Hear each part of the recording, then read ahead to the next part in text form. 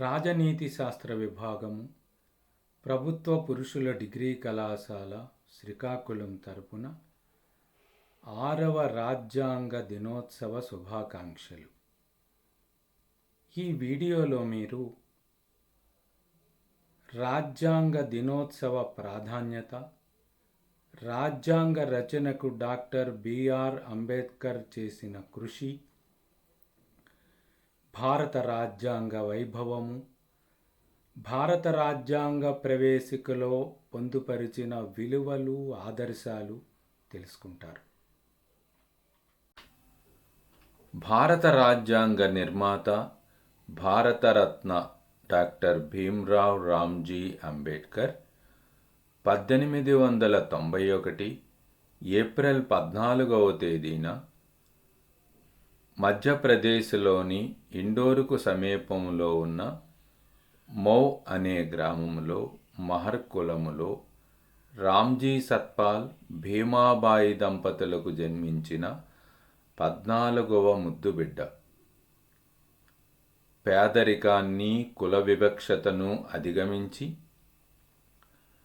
ప్రాథమిక, మాధ్యమిక విద్యలను స్వదేశములో పూర్తి చేసుకొని బరోడా మహారాజు ఉపకార వేతనాలపై యుఎస్ఏలోని కొలంబియా విశ్వవిద్యాలయంలో MA, PhD, London school of economics and political సైన్స్లో డిఎస్సి ఎకనామిక్స్, ఎంఎస్సి ఎకనామిక్స్ పూర్తి చేసి గ్రేసింగ్ కళాశాలలో బారెట్ లా అభ్యసించి పేదరికం ప్రతిభకు అడ్డం కాదు అను నిరూపించిన మహనీయుడాయన. 1956 డిసెంబరు 6వ తేదీన ఆయన తుదిశ్వాస విడిచారు. కానీ భారత రాజ్యాంగము భారతదేశములో అమలులో ఉన్నంతకాలము ఆయన మనతో జీవిస్తూనే ఉంటారు. ఆయన గొప్ప విద్యావేత్తయే కాదు, భరతమాత గర్వించదగ్గ మేధావి, తత్వవేత్త, బహుభాషా పరాయణుడు, బహుగ్రంథకర్త, న్యాయశాస్త్రజ్ఞుడు, ఆర్థిక శాస్త్రవేత్త మరియు రాజకీయ తత్వవేత్త. ఆయన భారత రాజ్యాంగానికి అత్యద్భుతమైన, ప్రపంచము కీర్తించదగ్గ రాజ్యాంగాన్ని రచించి రాజ్యాంగ పితామహుడుగా పేరు పొందాడు. అందుకే రాజ్యాంగ పరిషత్ అధ్యక్షుడు డాక్టర్ బాబు రాజేంద్ర ప్రసాద్ ఆయనను కీర్తిస్తూ రాజ్యాంగ రచనకు అంబేద్కర్ చేసిన కృషి అమోఘము అని కొనియాడారు. భారత ప్రధాని శ్రీ నరేంద్ర మోడీ 2015లో అంబేద్కర్ 125వ జన్మదినోత్సవాన్ని పురస్కరించుకొని రాజ్యాంగ రచనకు ఆయన చేసిన కృషిని కొనియాడుతూ రాజ్యాంగ దినోత్సవాన్ని జరుపుకుందామని పిలుపునిచ్చారు. ఫలితముగా 2015 నవంబరు 26వ తేదీన మొదటి రాజ్యాంగ దినోత్సవం, కాన్స్టిట్యూషన్ డే, సంవిధాన్ దివస్ను జరుపుకున్నాం. ఆనాటి నుండి నేటి వరకు రాజ్యాంగ దినోత్సవాలు జరుపుకుంటూ అంబేద్కర్ గారు రాజ్యాంగ రచనకు చేసిన కృషిని కొనియాడుతూనే ఉన్నాం. ఇప్పుడు మనం భారత రాజ్యాంగ రచన ఏ విధంగా జరిగిందో క్లుప్తంగా చూద్దాం. 1945లో బ్రిటన్లో జరిగిన ఎన్నికల్లో లార్డ్ అట్లీ పాలనా పగ్గాలు చేపట్టారు. ఆయన భారతదేశానికి స్వతంత్రం ఇవ్వాలనుకొని భారత రాజ్యాంగ పరిషత్తు ఏర్పాటు కొరకు సూచనలు చేయడానికి 1946లో క్యాబినెట్ మిషన్ ప్లాన్ను పంపించారు. క్యాబినెట్ మిషన్ ప్లాన్ సూచనల ప్రకారం 1946 జూలై ఆగస్టు మాసాలలో రాజ్యాంగ పరిషత్తుకు ఎన్నికలు జరిగాయి. ఈ రాజ్యాంగ పరిషత్ ఎన్నికల్లో కాంగ్రెస్ పార్టీ భారీ మెజారిటీ సాధించడం, ముస్లిం లీగ్ ఘోర పరాజయం పొందడంతో ముస్లిం లీగ్ ప్రత్యేక పాకిస్తాన్ కొరకు బ్రిటిష్ వారిపై ఒత్తిడి తేవడం ప్రారంభించింది. ఏది ఏమైనప్పటికీ 1946 డిసెంబర్ 9వ తేదీన మొదటి భారత రాజ్యాంగ పరిషత్ సమావేశం జరిగింది. ఈ సమావేశంలో సీనియర్ సభ్యులైన డాక్టర్ సచ్చిదానంద సిన్హా రాజ్యాంగ పరిషత్ తాత్కాలిక అధ్యక్షునిగా ఎంపిక చేయబడ్డారు.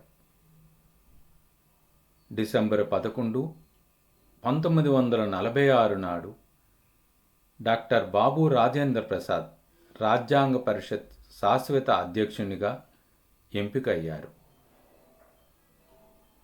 భారత రాజ్యాంగ పరిషత్ విషయ నిర్ణయక కమిటీలుగాను, విధాన నిర్ణయక కమిటీలుగాను విభజింపబడి రాజ్యాంగ రచనకు ఉపక్రమించింది.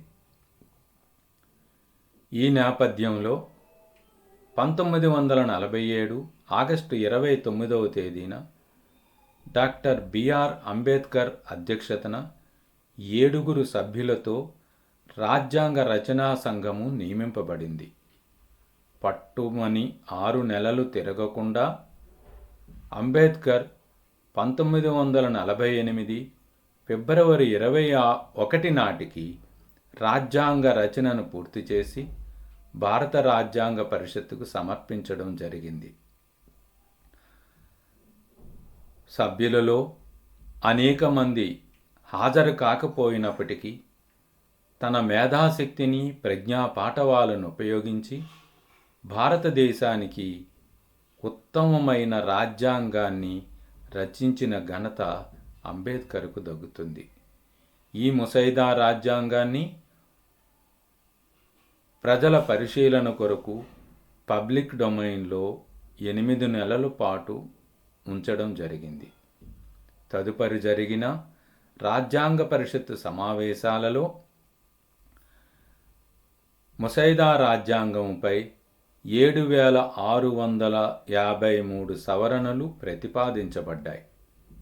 వానిలో 2473 సవరణలపై సుదీర్ఘమైన చర్చ జరిగింది. అంబేద్కర్ తన మేధాశక్తిని, వాక్పటిమను ఉపయోగించి రాజ్యాంగములోని అనేక అంశాలపై వివరణ ఇవ్వడంతో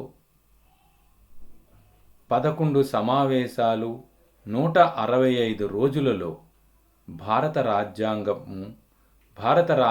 పరిషత్ చేత ఆమోదించబడింది.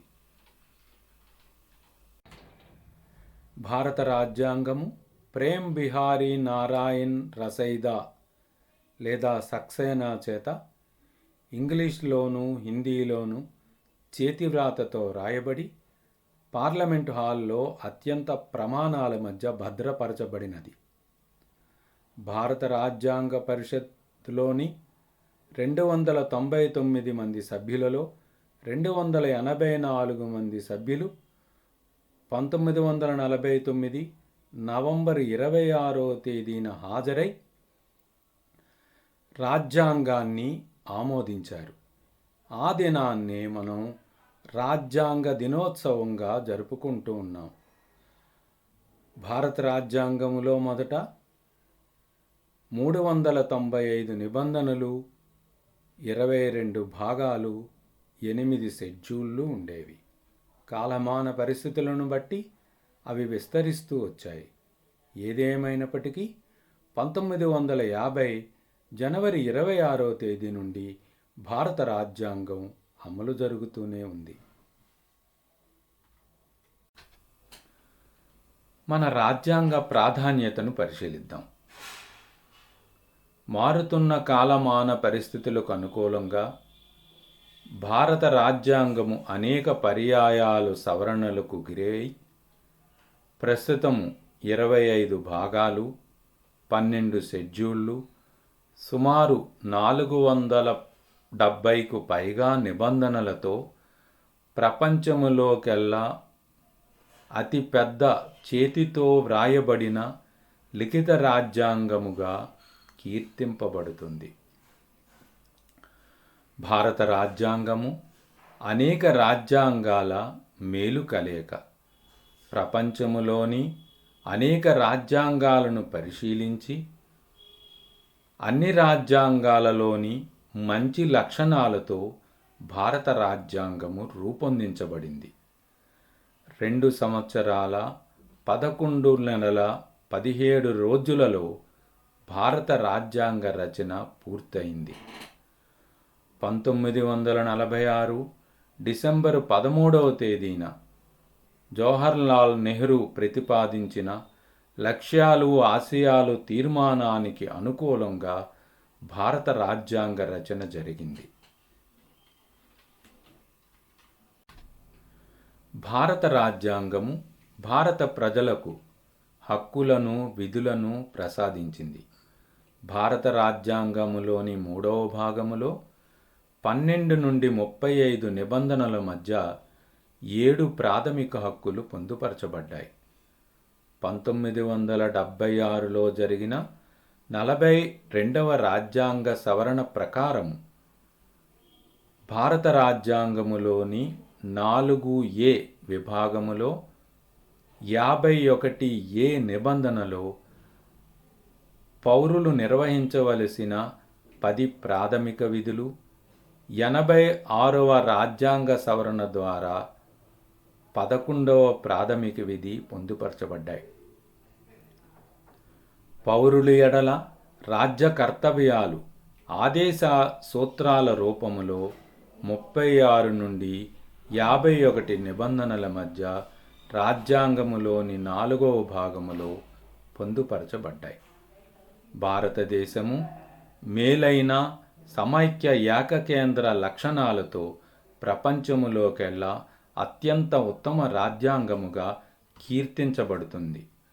భారత రాజ్యాంగము 18 సంవత్సరాలు నిండిన భారత పౌరులందరికీ వయోజన ఓటింగ్ హక్కును ప్రసాదించింది. ప్రపంచములోకెల్లా అత్యంత పెద్దదైన పార్లమెంటరీ ప్రజాస్వామ్యముగా భారత రాజ్యాంగం భారతదేశాన్ని రూపొందించింది.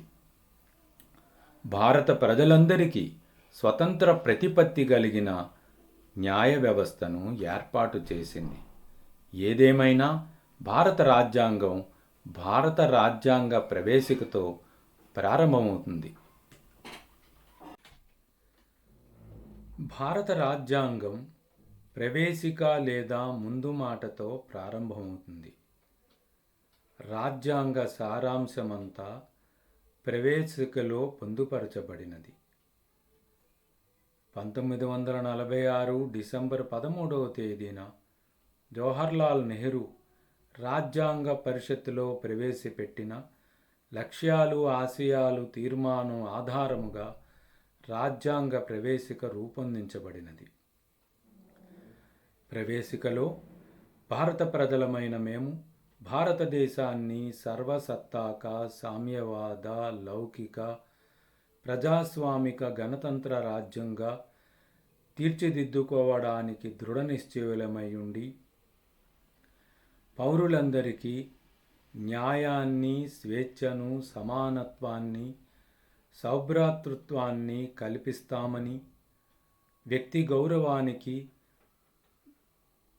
జాతి రక్షణకు హామీ ఇస్తామని 1949 నవంబర్ 26వ తేదీన ఈ రాజ్యాంగాన్ని మేము చర్చించి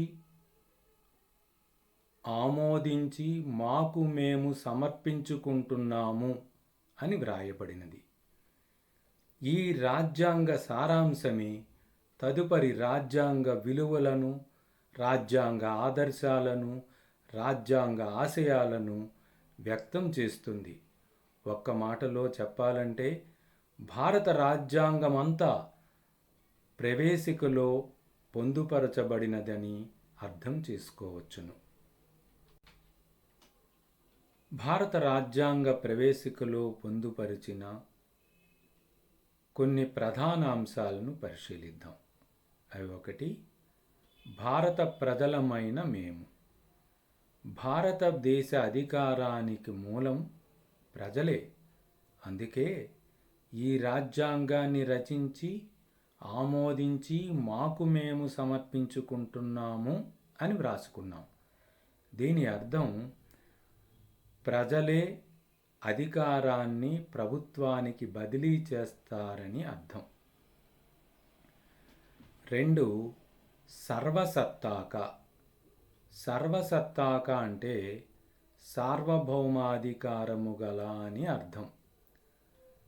దేశములోని అన్ని సంస్థలపైన, అందరి వ్యక్తులపైన భారత రాజ్యాధినేతకు సార్వభౌమాధికారము కలదు. స్వదేశ వ్యవహారాలలో కానీ, విదేశ వ్యవహారాలలో కానీ పరరాజ్య జోక్యము సహింపజాలము. 3. సామ్యవాద. సమసమాజ స్థాపన లక్ష్యంగా 1976లో జరిగిన 42వ రాజ్యాంగ సవరణ ద్వారా సామ్యవాద అనే పదాన్ని పొందుపరచడం జరిగింది. రాజ్యాంగములో 4వ భాగములో పేర్కొన్న సామ్యవాద ఆదేశ సూత్రాలను నిజం చేసే లక్ష్యముతో ఈ పదానికి రాజ్యాంగ ప్రవేశికలో అవకాశం కల్పించడం జరిగింది. 4. లౌకిక. భారత ప్రభుత్వం అన్ని మతాలను సమానంగా పరిగణిస్తుందన్న లక్ష్యంతో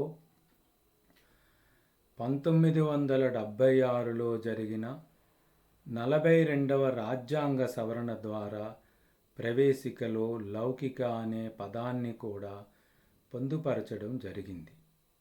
లౌకిక అంటే మత ప్రమేయము లేని అని అర్థం. భారతదేశం మత ప్రమేయము లేని రాజ్యం. ఎవరు ఏ మతాన్నైనా స్వీకరించవచ్చును, మత సంస్థలను ఏర్పాటు చేసుకోవచ్చును, విరాళాలను సేకరించవచ్చును, మత కార్యకలాపాలను నిర్వహించుకోవచ్చును. భారత రాజ్యాంగం భారత పౌరులందరికీ 25 నుండి 28 నిబంధనల మధ్య మత స్వతంత్రాన్ని కల్పిస్తూ భారత రాజ్యం లౌకిక రాజ్యమని నిరూపించుకుంటుంది. 5. ప్రజాస్వామిక. భారతదేశంలో ప్రతి 5 సంవత్సరాలకు ఒకసారి ఎన్నికలు జరపబడి ప్రజాస్వామ్యబద్ధంగా మెజారిటీ పార్టీకి కేంద్ర రాష్ట్ర ప్రభుత్వాలలో అధికారము దత్తము చేయబడుతుంది. ప్రపంచములోకెల్లా అతిపెద్ద ప్రజాస్వామిక దేశముగా భారతదేశం కీర్తింపబడుతుంది అన్నది నిజం. 6. గణతంత్ర. ఏ రాజ్యములోనైతే రాజ్యాధినేత ప్రత్యక్షముగా కానీ పరోక్షముగా కానీ ఎన్నుకోబడతాడో ఆ రాజ్యాన్ని గణతంత్ర రాజ్యము అంటారు. భారత రాజ్యాధినేత అయిన రాష్ట్రపతి ఎన్నుకోబడిన ఎంపీలు, ఎమ్మెల్యేల ద్వారా ఏర్పాటు చేయబడిన ఎన్నికల గణము ద్వారా రహస్య ఓటింగు పద్ధతిలో, పరోక్ష పద్ధతిలో ఎన్నుకోబడతారు. కాబట్టి భారతదేశం గణతంత్ర రాజ్యమని చెప్పవచ్చును. 7. న్యాయం. భారత పౌరులందరికీ ఆర్థిక, సామాజిక, రాజకీయ న్యాయాలు కల్పిస్తామని ప్రవేశిక హామీ ఇస్తుంది. 8. స్వేచ్ఛ. ప్రతి వ్యక్తికి భావాలలోనూ, భావ ప్రకటనలోనూ, మత విశ్వాసాలలోనూ, ఆరాధనలోనూ సంపూర్ణ స్వతంత్రం ఉంది. భారత పౌరులుగా అందరికీ స్వేచ్ఛను కల్పించే లక్ష్యముతో రాజ్యాంగములోని 3వ భాగములో ప్రాథమిక హక్కులు పొందుపరచబడినవి. 9. సమానత్వం. అవకాశాలలోనూ హోదాలోనూ అందరికీ సమాన అవకాశాలు కల్పించబడతాయి. ఆర్థిక, రాజకీయ, సాంఘిక సమానత్వాలు భారత పౌరులందరికీ హామీ ఇవ్వబడ్డాయి. 10. సౌభ్రాతృత్వం. భారతదేశం ఏకపౌరసత్వాన్ని కల్పిస్తూ భారతీయులంతా ఒక్కటే, సోదరుల వలె మెలగాలని ఆకాంక్షిస్తుంది. భారత రాజ్యాంగం బోధిస్తున్న అన్ని అంశాలను దృష్టిలో పెట్టుకొని రాజ్యాంగానికి అనుకూలంగా రాజ్యాంగ ప్రవేశికను గౌరవిస్తూ నడుచుకోవలసిన అవసరం ప్రతి భారతీయ పౌరుడికి ఉంది.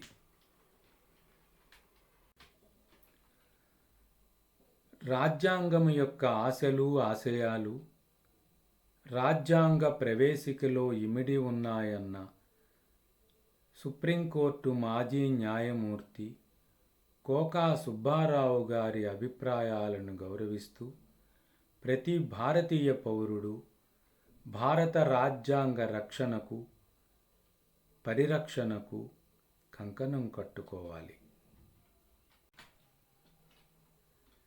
రాజ్యాంగ దినోత్సవాన్ని పురస్కరించుకొని రాజ్యాంగ రచనకు డాక్టర్ బిఆర్ అంబేద్కర్ చేసిన కృషిని కొనియాడుతూ భారత రాజ్యాంగ పరిరక్షణకు ప్రతి భారతీయ పౌరుడు కృషి చేయాలి.